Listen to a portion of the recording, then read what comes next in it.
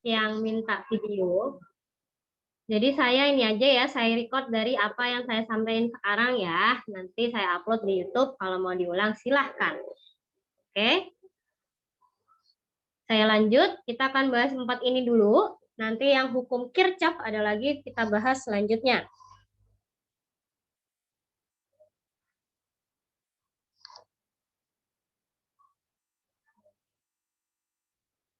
Yang pertama, alat ukur listrik. Ada beberapa macam-macam alat ukur listrik. Di antaranya ada ampere meter, yaitu alat ukur kuat arus listrik. Ampere kan yang satuannya ampere, itu kuat arus listrik. Lalu ada yang kedua, voltmeter. Itu adalah alat ukur tegangan listrik. Atau nama lain dari tegangan listrik itu beda potensial. Lalu yang ketiga ada galvanometer. Itu adalah alat ukur kuat arus listrik juga, tapi yang relatif lemah. Lalu ada juga ohmmeter. Ohm itu kan satuan hambatan. Ya berarti ngukur hambatan, alat ukur hambatan. Yang baru masuk kah? Ada. Oke, lanjut. Nah, di sini ada ampermeter atau voltmeter, atau kalau mereka semua digabungin jadi multimeter. Ya, jadi kalau ada beberapa alat ukur dalam satu alat, itu biasanya multimeter kita pakainya. Nah, ini yang jenis analog. Nah, di sini ini saya pakai gambar multimeter. Jadi di sini sesuai apa namanya yang di bundaran ini, buletan ini itu ada, kalau mau ngukur volt tegangan berarti diarahin ke tegangan DCV. Kalau mau ngukur ampere atau arus listrik, nah, arahin ke DCA.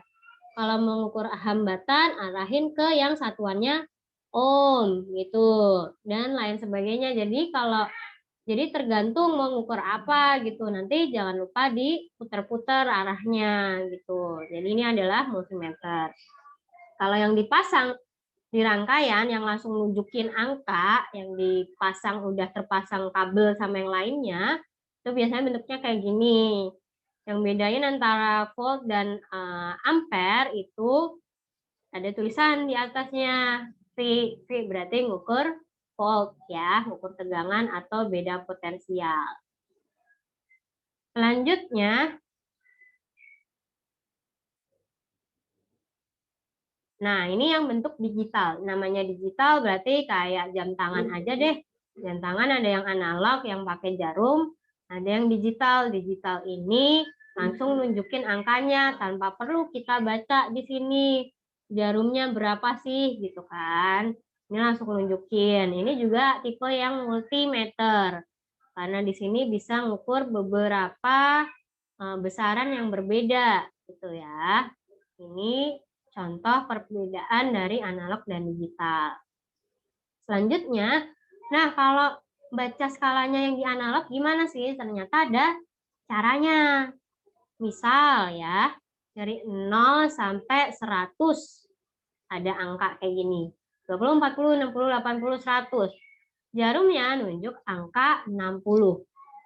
Tapi ini belum tentu kalau yang diukur itu besarnya misal 60 ampere. Belum tentu besarnya 60 ampere ya. Harus melihat dari ininya nih. Ada di bawah dia ditancepin di 200 miliampere. Ya. Nah, ini ngaruh nih. Ini apa? Ini adalah skala maksimal.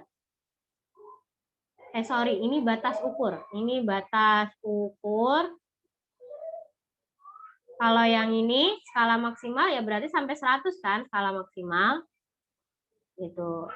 Nah, jadi buat tahu hasil ukurnya pakai rumus yang bawah ini nih, skala yang ditunjuk berapa? 60. Per skala maksimal ada 100. Dikali batas ukurnya 200 miliampere. Berarti ini bisa dicoret sama ini jadi 2, 6 kali 2, 120 Satuannya ngikutin batas ukur. Miliampere. Kalau yang ditanya dalam ampere ya jangan lupa diubah. Miliampere tuh ibaratnya kayak milimeter aja gitu. Kalau ampere kayak di meter, km, hm gitu dan seterusnya. Gitu ya. Jadi kalau pengen tahu hasilnya bisa dilihat pakai cara yang kayak gini. Perhatikan skala maksnya berapa dan batas ukurnya berapa. Sampai sini ada yang mau ditanyakan?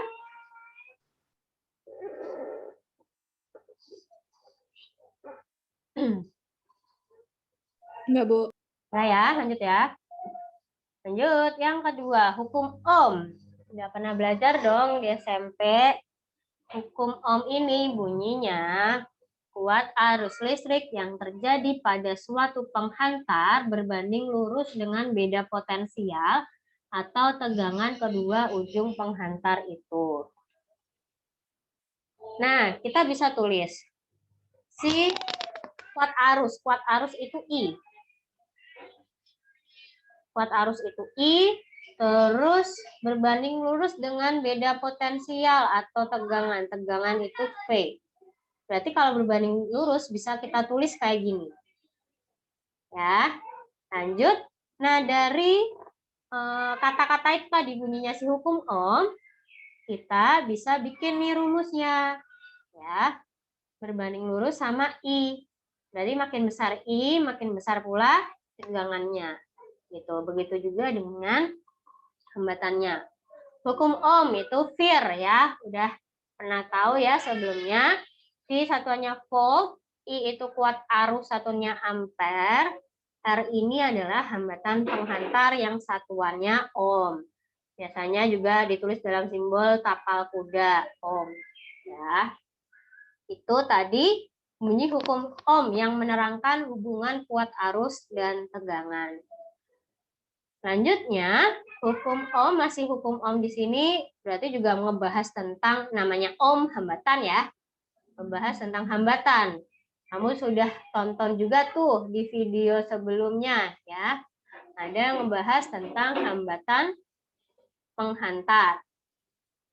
Hambatan penghantar ini maksudnya gimana? Nah, di sini hambatan penghantar ini rumusnya adalah Rho dikali L per A. Rho ini adalah hambatan jenis. Jadi kalau jenisnya tembaga, aluminium, dan lain sebagainya, bisa berbeda-beda besarnya. Gitu ya. Nah, ini bisa kamu lihat yang satuannya ohmmeter. Atau biasa ditulis juga kayak gini. Ohmmeter. Kalau yang hambatan penghantarnya aja ohm. Terus panjang penghantarnya juga mempengaruhi. Jadi panjangnya si hambatan juga berpengaruh. Jangan lupa satuannya ubah ke meter. Ya, satuannya harus sama semua nih. Dan luas penampang penghantar. Luas penampang penghantar.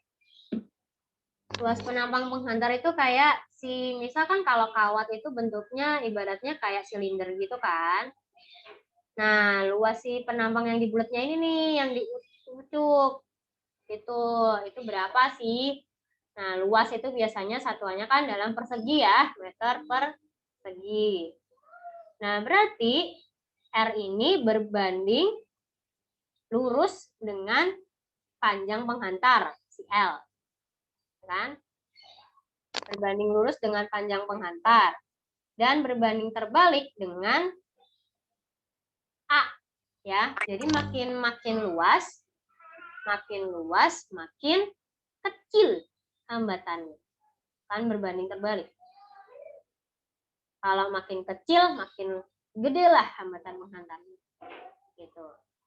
Nah, ini ada beberapa jenis zat ya yang udah diketahui besar hambatan jenisnya.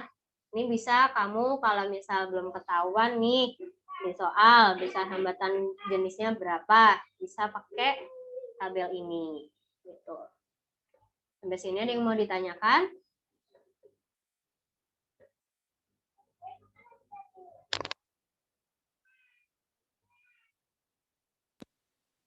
Enggak, Bu. Lanjut ya.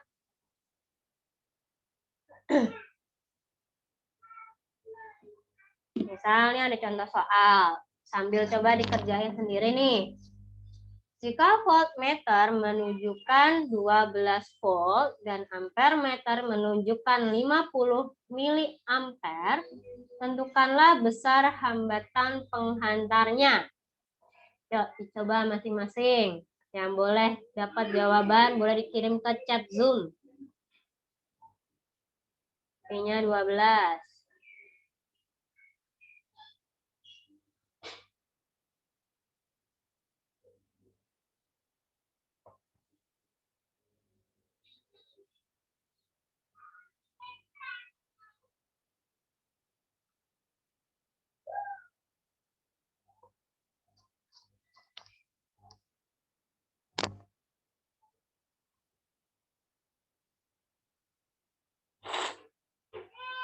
Oke, Raka udah.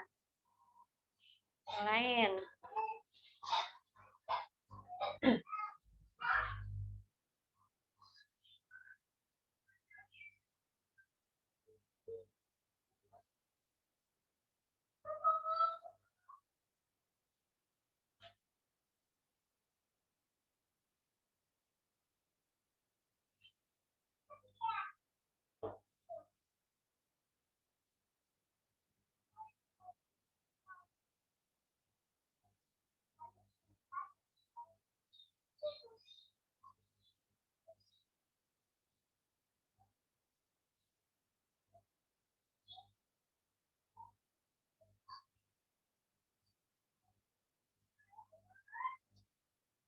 Ayo yang lain.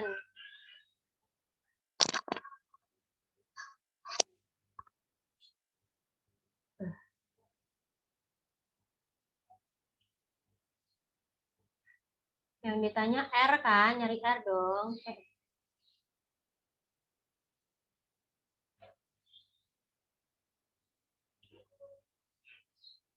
Baru Raka nih.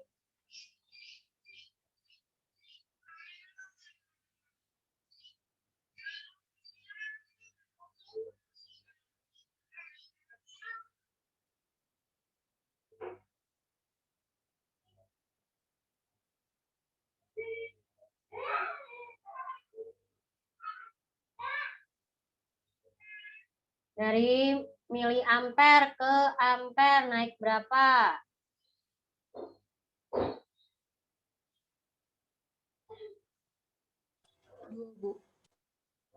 Naik 1, 2, 3 dong. 1, 2, 3. Naik 3 kan? 50 kali 10 pangkat min 3 ampere. Berarti R-nya Pi-nya 12 per 50 kali 10 pangkat min 3. 12 per, ini pangkatnya naik ya, jadi positif, per 50. Coba tuh.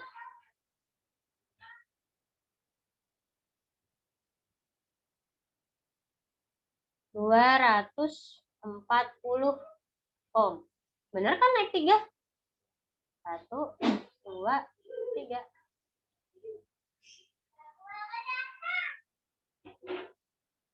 240 ohm.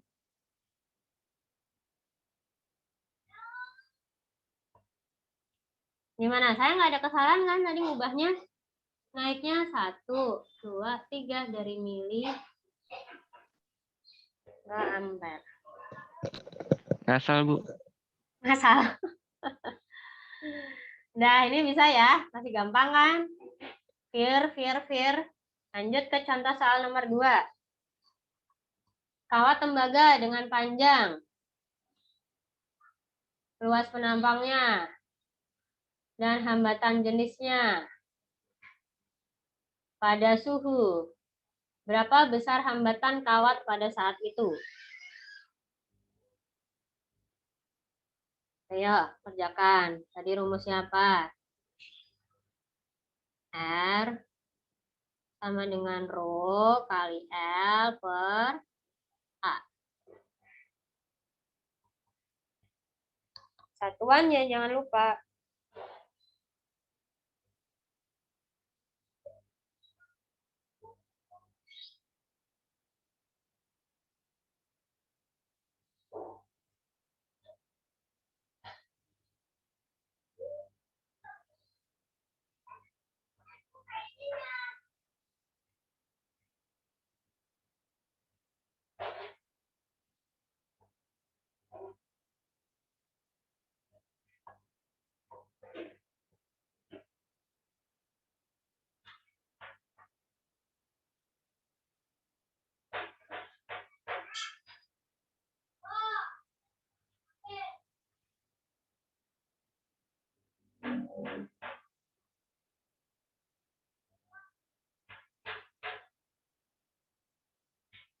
Yang udah dapat?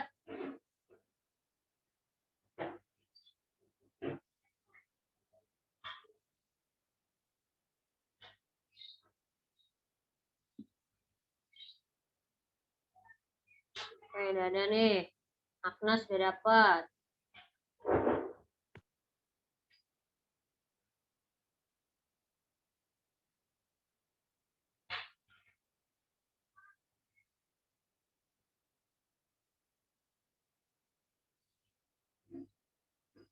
Jangan lupa satuan.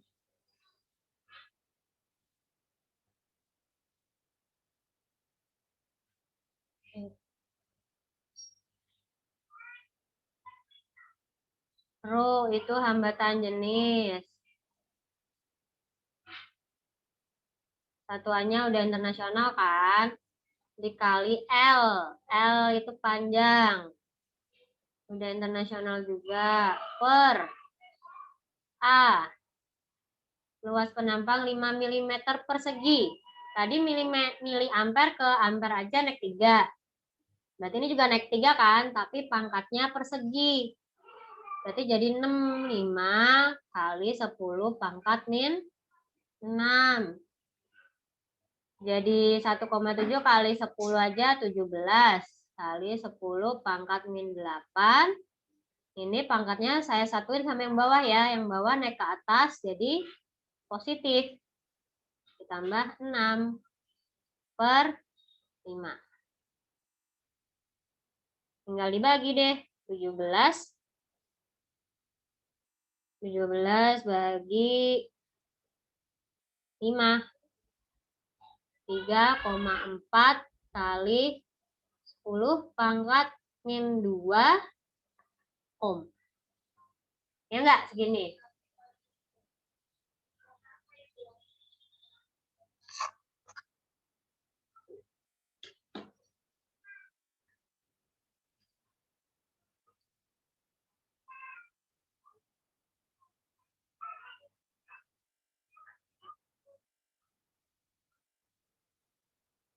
Ya kan? Saya nggak ada salah hitung kan? Ada yang masih bingung nggak? Oke. Yang masih bingung, tanya aja ya. Nanti di chat bisa. Lanjut dulu ke yang ketiga.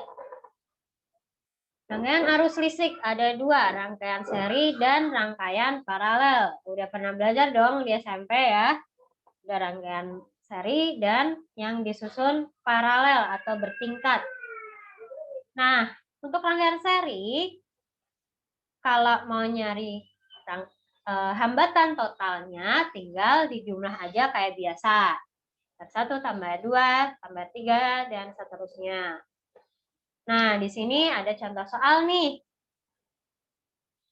3 hambatan masing-masing bernilai R1 2 ohm, R2 3 ohm, R3 5 ohm. Dirangkai seri dan diberi arus sebesar 2 ampere. Tentukan hambatan penggantinya dulu nih. Nyari R totalnya dulu berapa? Habis kalau udah nyari R? 10, Bu. Ya, 10.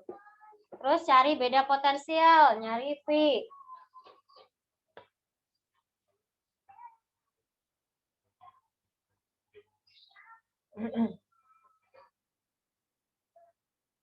Hambatan penggantinya.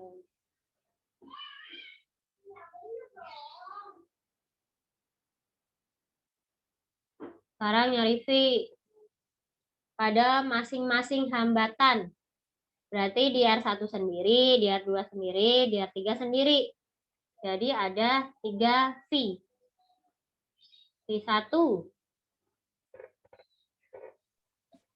4. Ya, I1 kali R1 sama dengan 2. Jangan 2 dikali 2, 4. Terus V2? 6.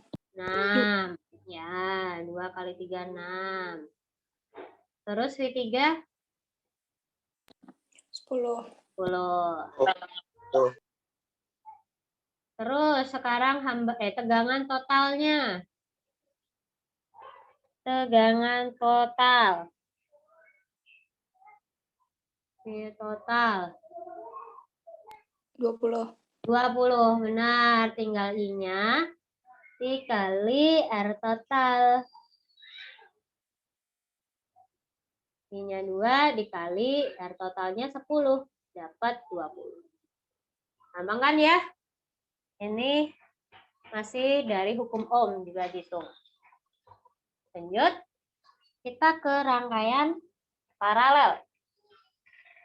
Kalau di rangkaian paralel itu kita buat perbandingan dari I1 banding I2 banding I3.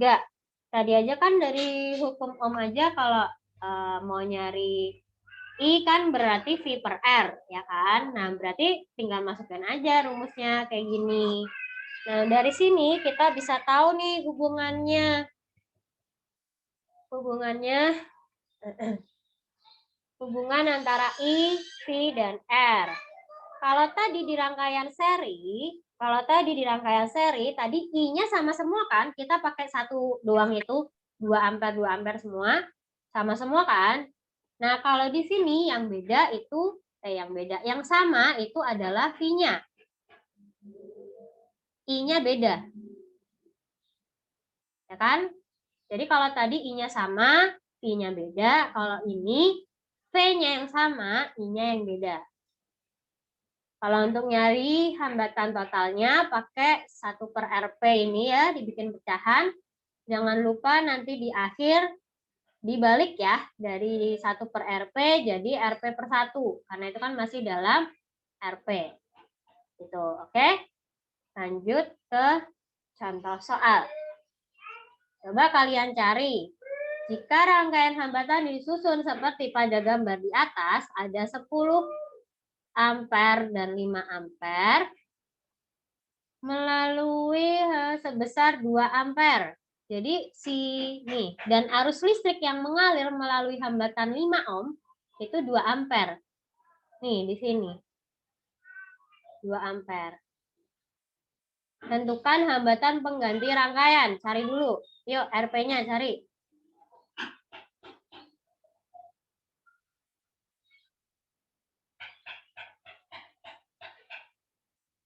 Satu per 5 tambah 1 per 10. Ya, sambil dihitung masing-masing.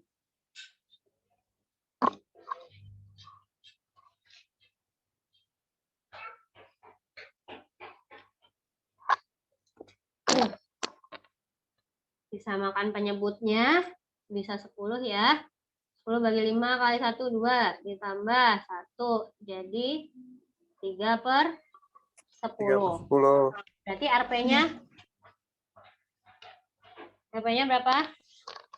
0,3 per 3. 10 per 3. Kalau misal bingung nanti dalam perhitungan koma, masih dalam pecahan dulu aja, nggak apa-apa. 3,3. Ya, oke. Terus yang di B, bagian B, kuat arus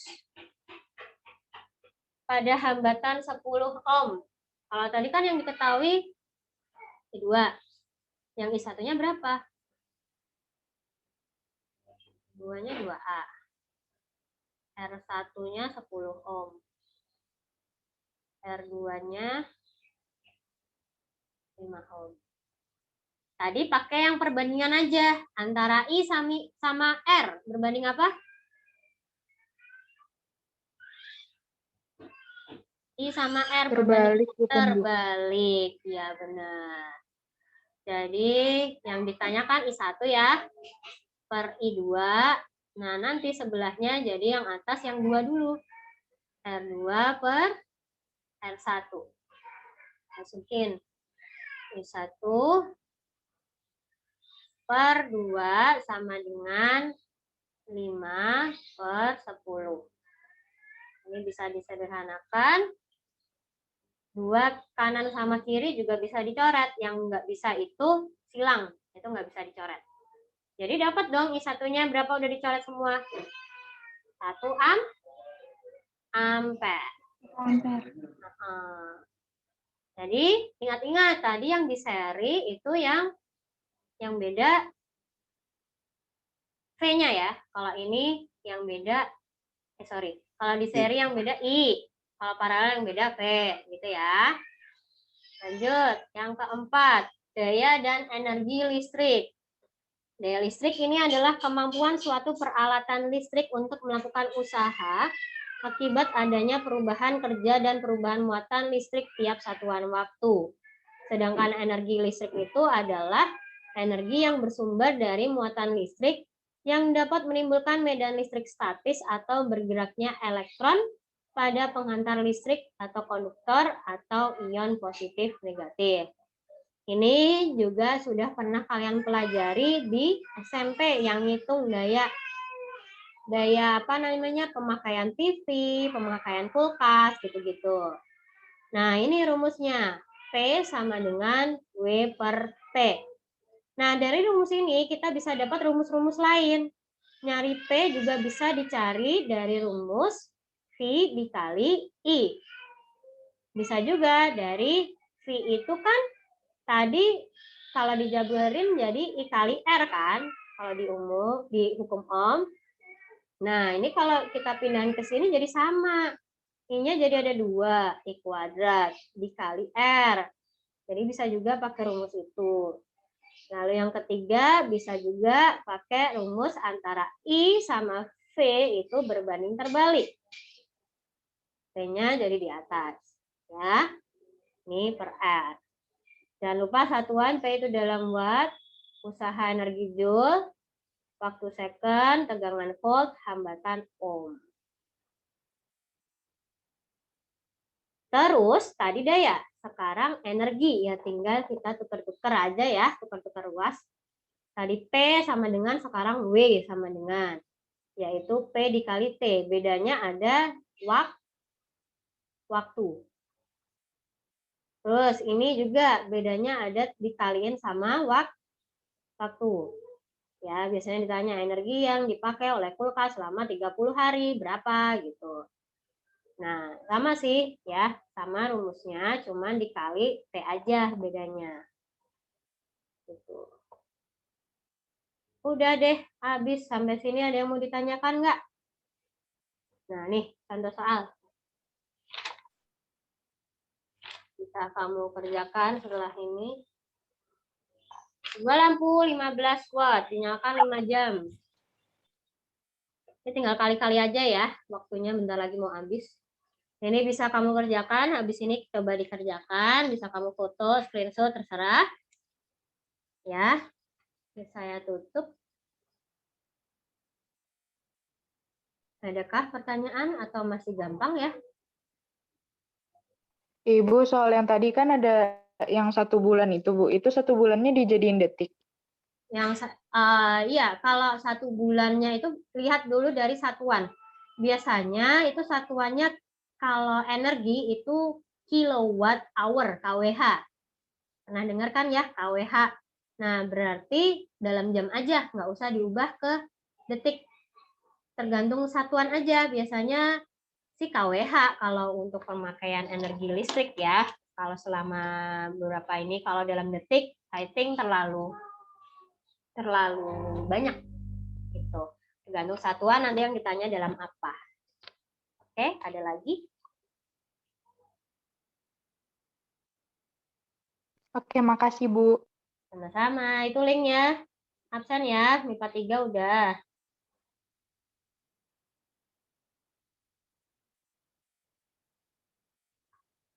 MIPA 4.